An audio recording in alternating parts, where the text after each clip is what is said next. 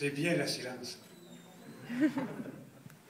Discours sur les solides en Christ.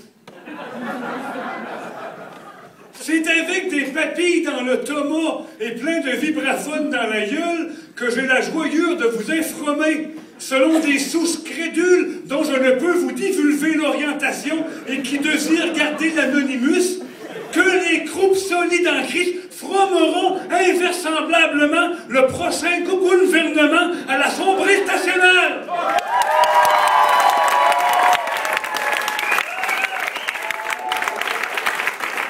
On va l'avoir, notre PIB.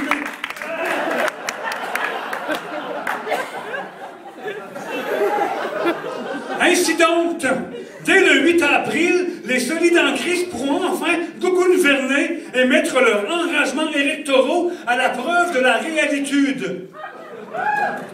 C'est pour ces raisons que, même si tous les militants si pressants connaissent l'épouvantail des démesures qui décomposent la plateforme de Québec solidaire, je me permets de faire la moment clôture des engagements électoraux des solides en Christ afin de fouetter les groupes.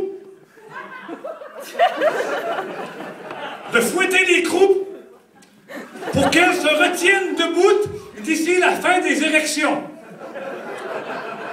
Voici donc quelques-uns des engagements électoraux du prochain gouvernement solide en Christ.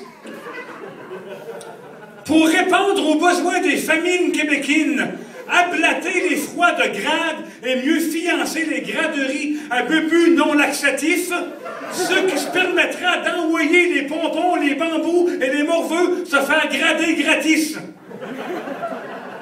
Pour une adéquation accessible et pour l'éviter la décrochure, offrir la colle publique gratis de la maternante jusqu'à l'adversité en passant par le primal, le secondaire et le cégep, ce qui se permettra une meilleure adhérence aux études.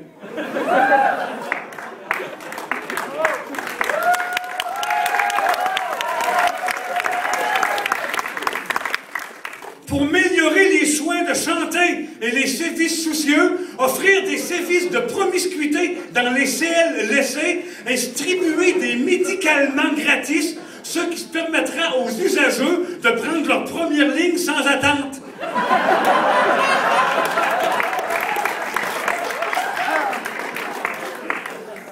Pour nous véhiculer sans échapper de pète à effet de serre, offrir des autobus gratis et des chars éclectiques, ce qui se permettra de faire vroom vroom sans faire prout prout.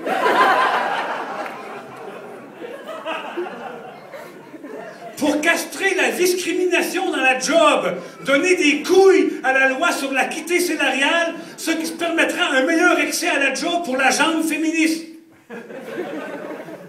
Oups. Pour converser les adroits syndicaux, dépéladoiser la loi anti-griseur de rêve, ce qui se permettra aux salariés de l'éviter les coups de la drette patronale et de ne pas tomber en knock-out. Pour assurer l'accès pour tous à une toiture, constructer 50 000 logements soucieux, ce qui se permettra de déloger convenablement les bas de locataires. Pour lutter contre la tartinérance, louer plus de budget pour intervenir auprès des personnes vulnéreuses, ce qui se permettra de limiter le phénomène d'excision et toutes les problématiques qui en dégoûtent. Pour soutenir les activités de récréation et de reproduction culturelle, fausser le financement des artistes professionnels, alternateurs et émergentis, ce qui se permettra d'observer une baisse dans la consommation d'antirépresseurs. Pour que le peuple québécois choisisse ses institutions et sa statut prolifique, garrocher une démarche de sombristituante, ce qui se permettra de tiendre un indifférendum sur la souveraineté au cours du premier panda. Pour améliorer notre gouvernement,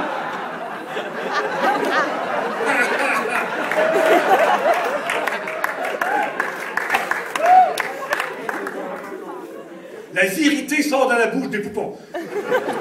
Pour améliorer notre convivage avec les peuples autochtones des Premières Nations, les préviendre avant d'arnacher leurs forêts et de crouper à blanc leurs bacs et rizières, ce qui nous permettra de vivre en harmonium.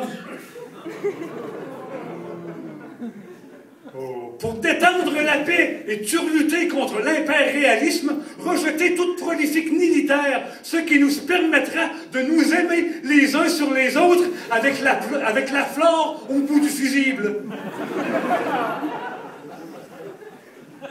Pour protéger la langue françoise, bonomifier la loi 101, ce qui se permettra d'en faire au moins la loi 103 ou 104.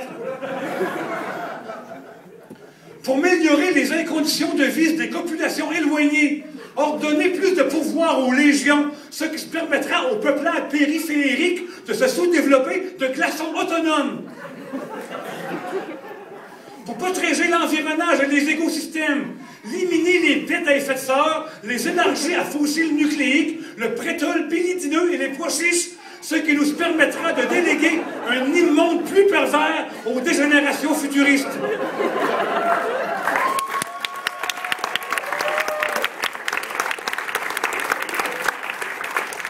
Pour améliorer l'accès aux transports en commune, électrocuter les autobus, ce qui se permettra de collectiver la rage aux violents. Pour favoriser notre souveraineté élémentaire, planter une prolifique d'achetage d'éléments locaux, ce qui se permettra de sortir les produits du tiroir.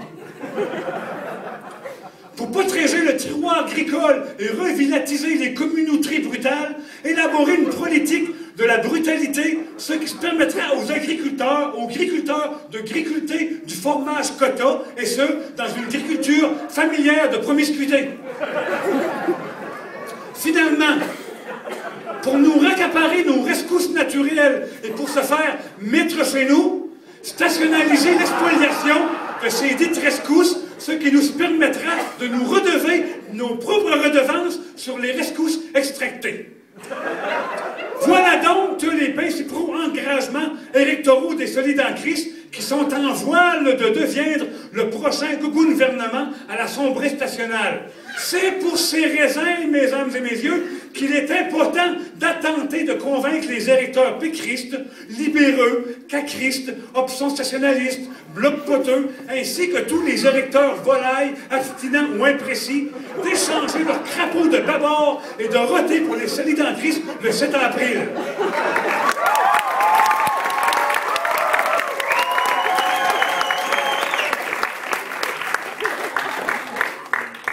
Je n'ai pas encore conclu. Vive les Solides en Christ, vive la soucieuse monocratie, vive l'extrême gauche, vive le Québec fibre, vive le Québec fibre.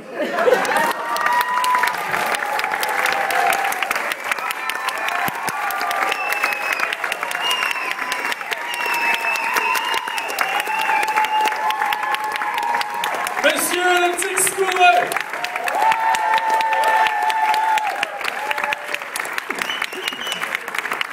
On vote Solide en Christ lundi. C'est sûr. On a 15 minutes pour penser à tout ça. Il y en a qu'on a encore dans le derrière.